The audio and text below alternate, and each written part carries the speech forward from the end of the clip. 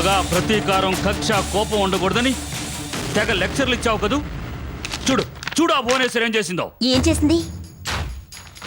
Bar కౌన్సిల్లో నా మీద కంప్లైంట్ చేసింది. చూసావా ఇందిరా, దానికి ఎంత పొగరో. అందరి ముందు దాని మీద చేయి చేసుకున్నందుకు గాను నా మీద డిసిప్లినరీ యాక్షన్ తీసుకుంటున్నట్టు బార్ కౌన్సిల్ నుంచి నోటీస్ పంపించారు. మీరు భువనేశ్వరం మీద చేయి చేసుకున్నారా? కట్టుకున్న మొగుడు కొడితేనే ఈవేళ ఆడది ఊరుకోవడం లేదు. మీరు కొడితే ఆవిడెందుకు ఊరుకుంటుంది? నువ్వు కాసేపు నోరు మూస్తావా? సమాధానం చెప్పడం చేత కానప్పుడు మొగుడు అనబడే మగాడి నోట్లోంచి వచ్చే మాట ఇదేగా. నిన్ను ఆ చైర్మన్ బార్ కౌన్సిల్ మెంబర్ల ముందు నన్ను విచారణ చేస్తాట. విచారణకి నేను హాజరు కావాలట. వెళదాం సార్. ఏం విచారణ చేస్తారో చూద్దాం. ఆడదానికి అంత ఆవేశం ఉంటే మగాళ్ళు మీకుండదా రోషం, పౌరుషం? చూస్తా. రేపు అందరి ముందు ఆ భువనేశ్వర్ అంతు చూస్తా.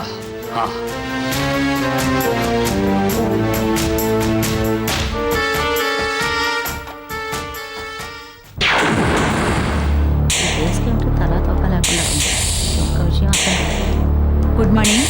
Good morning. Good morning. Good morning. Good morning.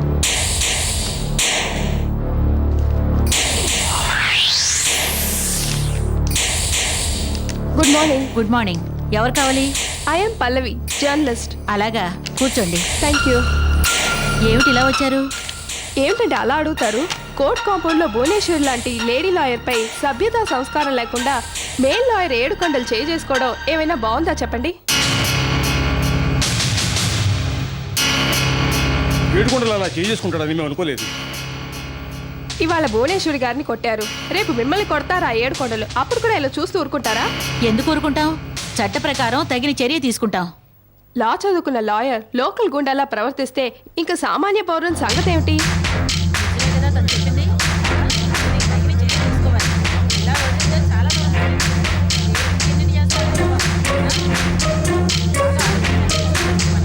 జరిగిన అవమానం మనకు కాదు కదా అని ఎవరికి వారు ఊరుకుంటే రేపు ఇదే అవమానం ఇంకొకరు జరుగుతుంది. లేడీ లాయర్కి లీగల్ గా రక్షణ లేదనే సాకుతో ప్రతి మగాడు రెచ్చిపోతాడు. ఆడదాని జీవితంతో అనుక్షణం ఆటలాడతాడు. న్యాయం కోసం ఎవరిని ఆశ్రయించాలో తెలియక తల్లడిల్లిపోతారు. నిజమే, మేము ఈ విషయాన్ని అంత తేలిగ్గా తీసుకోవటం లేదు. భువనేశ్వరి గారికి జరిగిన అవమానాన్ని మా అందరి అవమానంగా భావిస్తున్నారు. సరే, మీరు 7 కొండల మీద ఏ యాక్షన్ తీసుకోబోతున్నారో చెప్తే మా పత్రికలో ప్రచురిస్తాం. ఆ 7 కొండల వల్ల మా మగలాయర్లందరికీ అప్రతిష్ట. ఆయన మీద కఠినంగా చర్య తీసుకుంటాం. చర్య అంటే ఎలా తీసుకుంటారు? ముందు బార్ కౌన్సిల్ కంప్లైంట్ చేస్తాం. వాళ్ళు ఏం చెయ్యాలని తీర్మానిస్తే మా లాయర్స్ అందరూ దానికి కట్టుబడి ఉంటాం. Thank you. మీరు ఏ చర్య తీసుకున్నా ఏ లాయర్ ఇలా ప్రవర్తించకుండా చూడండి. వస్తాను. Thank you for your cooperation.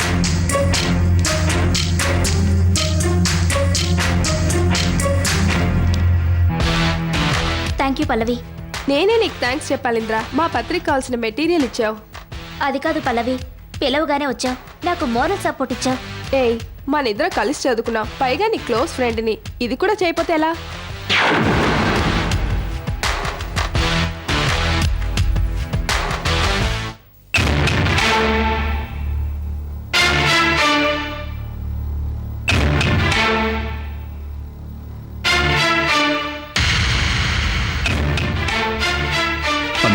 ఇలా కూర్చో. మీరు పాలు తీసుకోండి. వంటింట్లో చిన్న పని మిగిలిపోయింది, అది చూసుకుని చిటికలో వచ్చేస్తాను.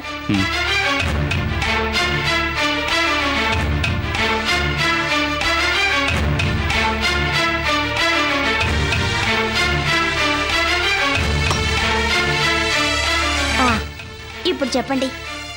సుభాష్ గురించి నువ్వేమనుకుంటున్నావు? నేనేమిటండి అతని గురించి అనుకునేది?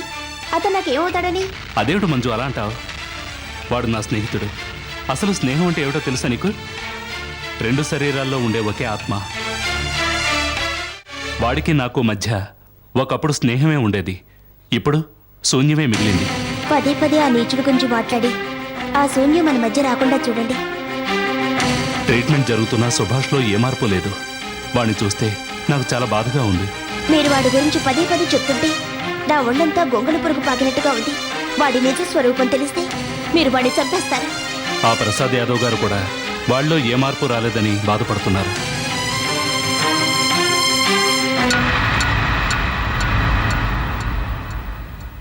స్థలం మార్చడం వల్ల వాళ్ళలో మార్పు రావచ్చు అంటున్నారు. అంచేత వాడిని మన ఇంటికి తీసుకొద్దాం అనుకుంటున్నారు.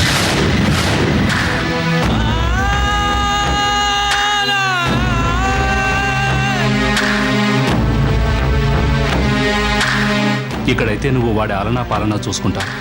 నేను వాడిని బయటికి తీసుకెళ్లి అటు ఇటు తిప్పొస్తాను. వాడు మన మధ్యలో ఉంటే వాడిలో మార్పు వస్తుందని డాక్టర్ గారు చెప్పారు. నాకు అది సరైందనిపించింది. నాకు అలా అనిపించడం లేదండి. ఎందుకని? ఎందుకని అనేది 4 అక్షరాల ప్రశ్న, కానీ దానికి జవాబు చెప్పాలంటే చాలా కష్టం. మంజు, మనం వాడికి ఎంతో రుణపడి ఉన్నాం. వాడిని మామూలు మనిషిని చేయడం మన బాధ్యత. చేద్దామండి. ఇంట్లోనే పెట్టుకుని చేయడం ఎందుకు? వాడికి ఎవరున్నారు? మనం కాకపోతే వాడి మంచి చెడు ఎవరు చూస్తారు? ఏమండి, ఒకసారి ఇలా చెప్పి అతన్ని మన ఇంట్లో పెట్టారు. ఎక్కడికి వెళ్ళిపోయాడో ఏమైపోయాడో తెలియలేదు. గతం మర్చిపోయి మళ్ళీ మన ముందుకొచ్చాడు. అది నిజంగా బాధాకరం కదా? నిజమేనండి, కానీ అలాంటి మతిస్థిమితం లేని మనిషిని మన దగ్గర పెట్టుకోవడం వల్ల మనకెన్ని బాధలు వస్తాయో ఒక్కసారి ఆలోచించండి. ఏమిటి నువ్వు చెప్పేది? మంచేదో చెడేదో, తప్పేదో ఒప్పేదో తెలియని మనిషిని మన ఇంట్లో పెట్టుకుంటే అతను ఎప్పుడు ఏం చేస్తాడో, అతని వల్ల ఏ ఆపద ఎదురవుతుందో ఒక్కసారి ఆలోచించండి. అదంతా నేను ఆలోచించడం లేదు. వాడు మామూలు మనిషి కావాలి. వాడి స్థితికి రావడానికి కారణమైన వాళ్లకు శిక్ష పడేలా చేయాలి. That's all.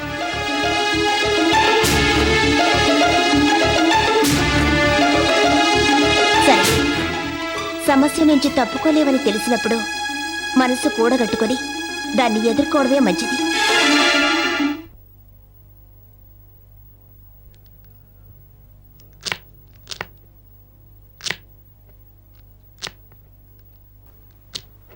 తులసి, ఏ అలా ఉన్నావేమిటి?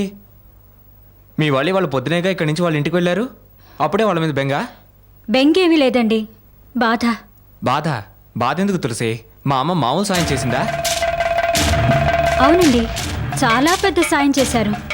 తులసి, నేను చాలా అదృష్టవంతుని. నేను ఒక్క మాట చెప్పానో లేదో, మా అమ్మ వెంటనే అప్పు తీర్చింది. అటు మంచి తల్లి, ఇటు అనుకూలమైన భార్య. Really I'm very fortunate. గాలం వేసి తిమింగలాన్ని కూడా పట్టగల ఆడది మీ అమ్మ. ఆవిడ్ని అర్థం చేసుకోవడం అంత ఈజీ కాదండి. ఎవరు తులసి మాట్లాడావు? నేను చెప్పింది నిజమేగా? మా అమ్మ చాలా గొప్పదిగా. అవునండి, మీ అమ్మగారు చాలా గొప్పవారు. మీ అమ్మగారిని మీరు అర్థం చేసుకున్నట్లు ఇంకెవ్వరూ అర్థం చేసుకోలేరు.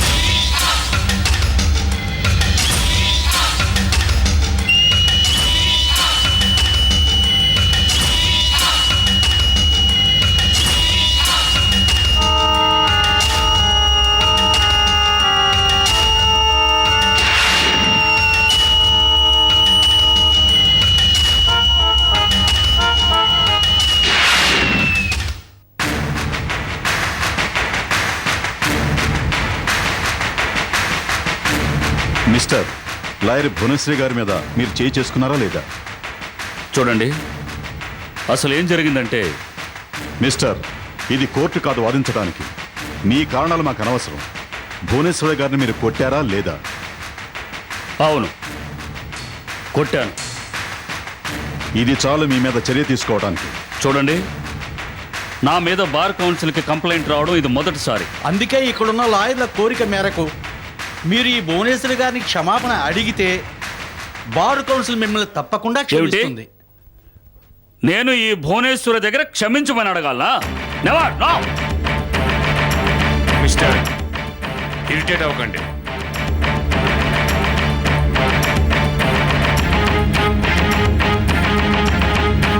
ఓటమి కారణంగా ఒకరి మీద ఒకరు శత్రుత్వం పెంచుకోకూడదు.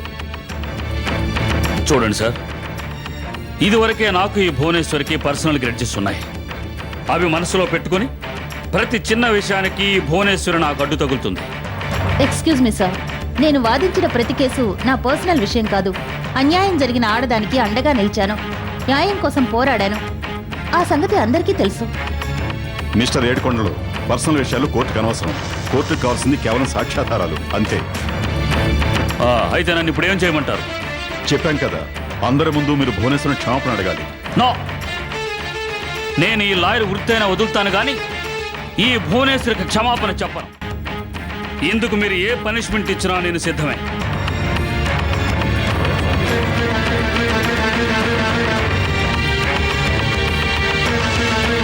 మిస్టర్ ఏడుకొండలు, భువనేశ్వర్ విషయంలో అసభ్యంగా ప్రవర్తించినందుకు బార్ కౌన్సిల్ రూల్స్ ప్రకారం మిమ్మల్ని 3 నెలలు సస్పెండ్ చేస్తుంది.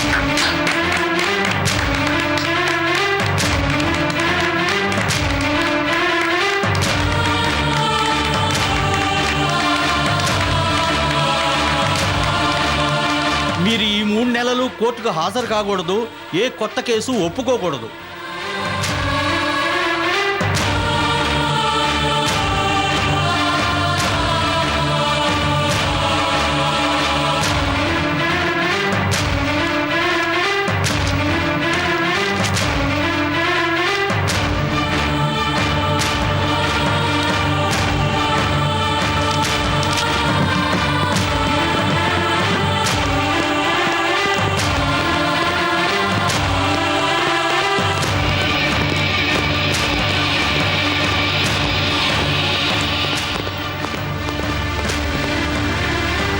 సార్ వెళదామా?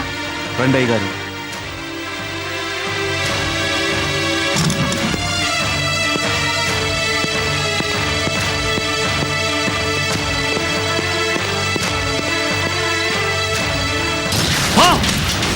సస్పెండ్ చేస్తారా? అయ్యగారు. Suspend! పోరా! పోయ్! హ! హ!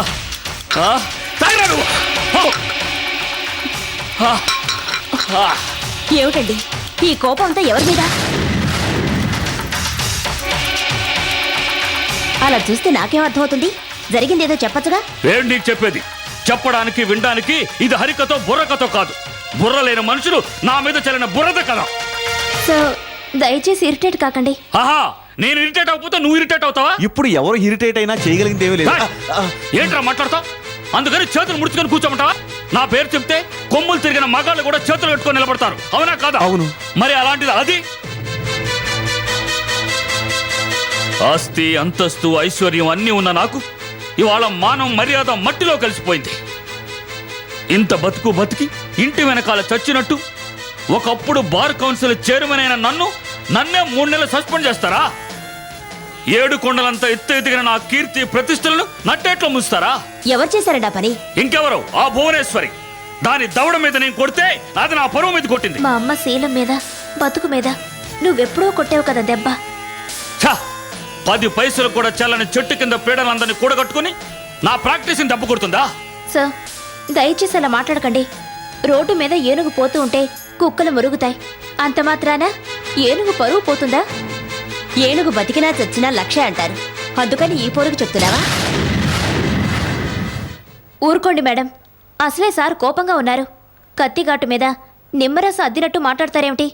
చూసావుగా నా బ్రతుకు ఎంత లోకమైపోయిందో. లోకమైన మనిషిని కాకి కూడా తంతుందట. నేను కాకిని కాదు, కట్టుకున్న పెళ్ళాన్ని. మా పెళ్ళాలే. నేను ఒక మాట చెప్తాను, వింటారా? నేను వినను. ఆయన వింటారుగా, చెప్పు. సార్ మేడంతో పాటు మీరు ఇండియా అంతా తిరిగి వస్తానని చెప్పారు. మనసు బాలేనప్పుడు స్థలం మారితే మేలు జరుగుతుంది. కరెక్టే ఇంద్ర. ఏ పని లేకుండా గోళ్ళు గిలుకుంటూ నేను ఊరికే కూర్చోలేను. ఇక్కడ మనుషులకు ఈ కుళ్ళు కుతంత్రాలకు దూరంగా ఏ విదేశాలకు వెళ్ళి తిరిగి వస్తాను. Very good sir. అక్కడ మీరు ఒకసారి తరోగా హెల్త్ చెకప్ చేయించుకుంటే ఇంకా బాగుంటుంది. చూడు, నీకెలాగూ మన ఫ్యాక్టరీ వివరాలు తెలుసు. You are thorough with day to day problems. నీకు పవర్ ఆఫ్ అటార్నీ ఇస్తాను. ఇక్కడ ప్రాబ్లమ్స్ అన్ని నువ్వే చూసుకో. పవర్ ఆఫ్ అటార్నీ ఎందుకు సార్? మీ పిఏగా చూసుకుంటాను చాలు. నువ్వు పిఏగా చూస్తానంటున్నావు, నేను పిఓఏగా చూడమంటున్నాను. The difference is only O. సరే, నువ్వు వెళ్ళు. ఆ ఏర్పాట్లు ఏమిటో నేనే చూస్తాను. Okay sir.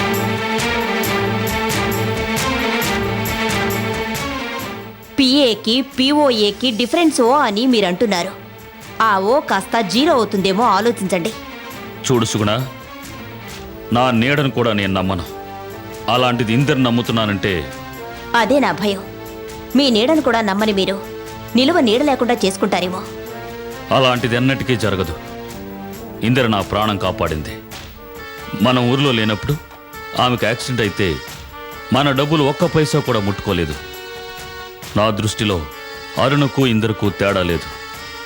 పైగా మనకిక్కడ ఒక ప్రాక్టికల్ ప్రాబ్లం ఉంది.